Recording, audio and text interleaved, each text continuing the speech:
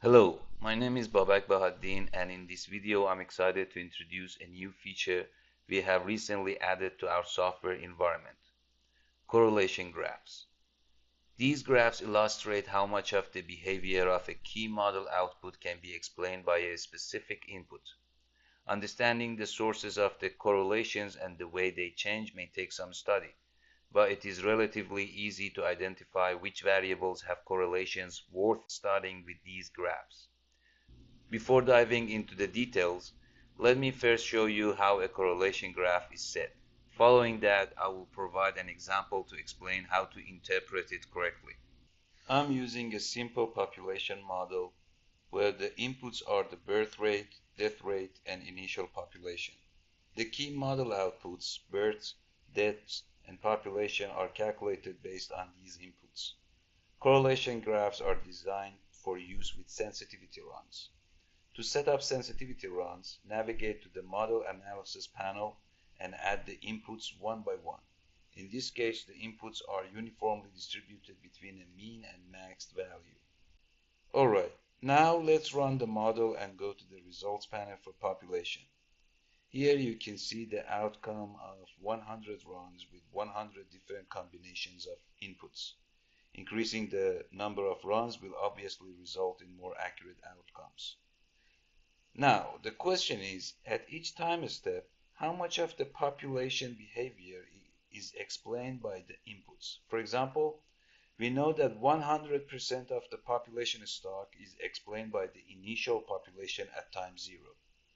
But what happens at the next time step? At the next time step, in addition to the initial population, both the birth rate and the death rate will contribute to the computed population. Correlation graphs will help us calculate these contributions over time.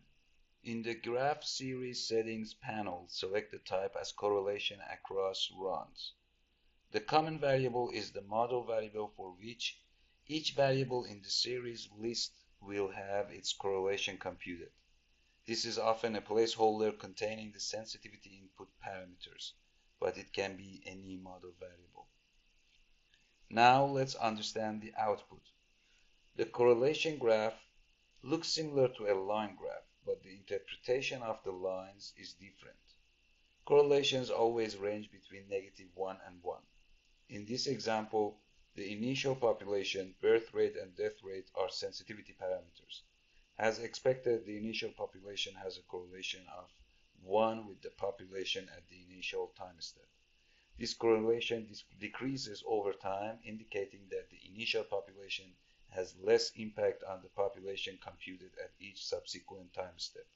The graph on the left shows the correlations of changes in the initial population to outputs such as population, births, and deaths.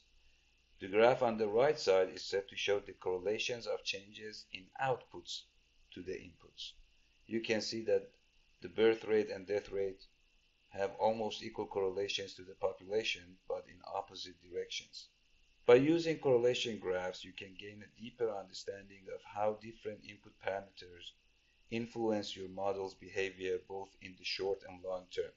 This can be particularly useful for sensitivity analysis, allowing you to identify which parameters have the most significant impact on your model's outcome. We hope this tutorial has helped you understand how to set up and interpret correlation graphs in our software. Thank you for watching, and we look forward to seeing you leverage this feature to enhance your model efforts. If you have any questions or need further assistance, please feel free to reach out to our support team.